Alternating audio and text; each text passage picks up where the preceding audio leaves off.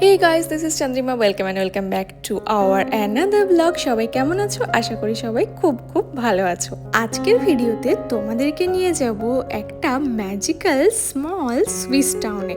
So চলো journey শুরু করা যাক। আজ আমরা যেখানে যাব সেই জায়গাটার নাম হচ্ছে ওয়েঙ্গেন, আর সেখানে যেতে গেলে আমাদেরকে আসতে হয় লাউটারব্রুনেন। তাই সকাল সকাল আমরা এসে পৌঁছেছি লাউটারব্রুনেনে।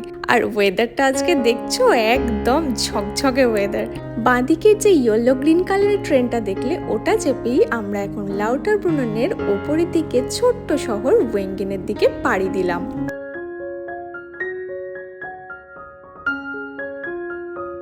সুইজারল্যান্ডে আমাদের প্রত্যেকটা জার্নির মতো এই জার্নিটাও কতটা সুন্দর তোমরা দেখেই বুঝতে পারছো। এই দেশের সবচেয়ে আমার মিষ্টি যেটা লেগেছে সেটা হচ্ছে জায়গায় জায়গায় এই ছোট্ট ট্রেনগুলো অথবা কোনো কেবল কার এইভাবে পাহাড়ের ওপরে উঠে যাচ্ছে, যেটা এক কথায় অবিশ্বাস্য। আর আজকের জার্নি সবচেয়ে স্পেশাল আমার লেগেছে এইভাবে একটা করে টানেল আসছে, আমরা ভিতরে ঢুকে যাচ্ছি, আবার টানেল থেকে বেরিয়ে এরকম এত সিনিক একটা জার্নি।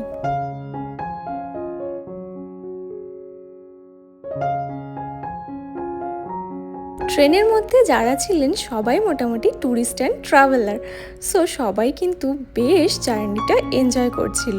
আর হ্যাঁ, লাউটারব্রুনেন থেকে এই জার্নিটার জন্য আমাদের পার পার্সন খরচ পড়লো 10 CHF, মানে ইন্ডিয়ান কারেন্সিতে ধরো 1100 টাকা মতো। ছোট্ট জার্নি শেষে আমরা এসে পৌঁছালাম ওয়েঙ্গেনে, আর এটা হচ্ছে ওয়েঙ্গেন স্টেশন। সুইজারল্যান্ড না এলে জানতেই পারতাম না যে কোনো দেশের স্টেশনগুলোও এত সুন্দর হতে পারে, তার সাথে এত ন্যাচারাল হতে পারে। সবচেয়ে বড় কথা, প্রাকৃতিক সৌন্দর্যকে এতটুকু ডিস্টার্ব না করেও যে এত সুন্দরভাবে বাঁচা যায় এবং এত কিছু তৈরি করা যায়, তা সত্যিই এদেশে না এলে আমার অজানাই থাকতো।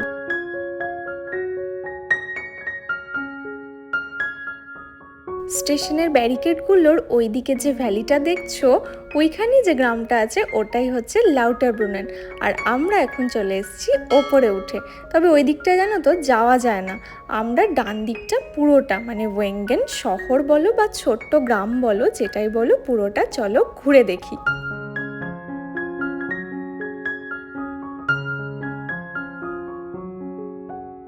বারবার করে জানো তো শুধু একটা কথাই বলতে ইচ্ছে হয়, সেটা হচ্ছে চারপাশে চোখ জুড়ানো প্রাকৃতিক সৌন্দর্য।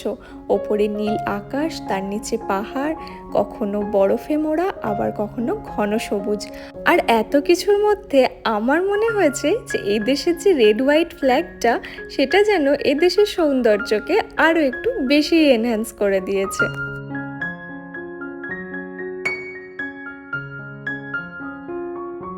নেচারের কোলে জন্মানো এবং বেড়ে ওঠা ইউরোপিয়ানদের কিন্তু হাইকিং থেকে শুরু করে বিভিন্ন ধরনের ন্যাচারাল অ্যাক্টিভিটি ভীষণই পছন্দের। এই ওয়েঙ্গেন থেকেও কিন্তু বিভিন্ন ধরনের হাইকিং বা মাউন্টেন ট্যুর হয়ে থাকে। এছাড়াও উইন্টারের বিভিন্ন স্পোর্টস অ্যাক্টিভিটি ফানের জন্য এই জায়গা কিন্তু ফেমাস।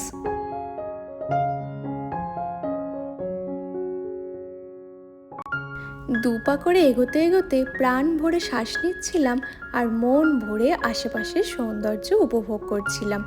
এর মধ্যেই হঠাৎ দূর থেকে কানে এলো এক মোহময় ঘণ্টার ধ্বনি।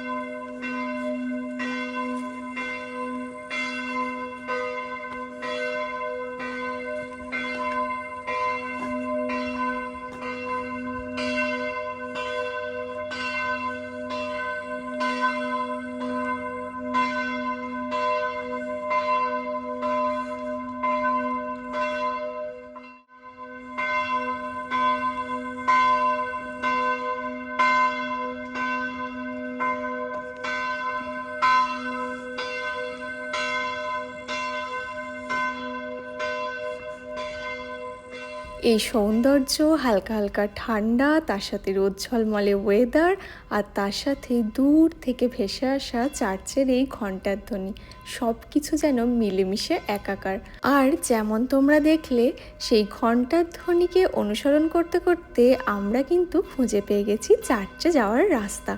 এখন চলেছি সেই পথেই। সব মিলিয়ে সত্যিই মোহময়। তোমাদেরকে আমি ব্লগের প্রথমেই বললাম আজকে একটা ম্যাজিক্যাল স্মল টাউন বা ভিলেজ আমরা এক্সপ্লোর করব। সো এখন বুঝতে পারছো কেন বলেছিলাম ম্যাজিক্যাল।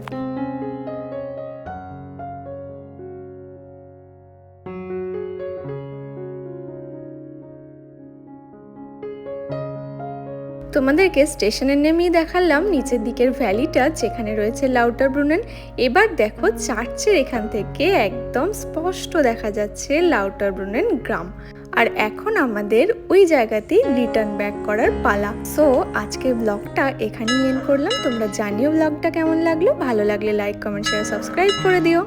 দেখা হচ্ছে খুব তাড়াতাড়ি। টিল দেন সবাই খুব ভালো থেকো, সুস্থ থেকো। Tata, bye bye.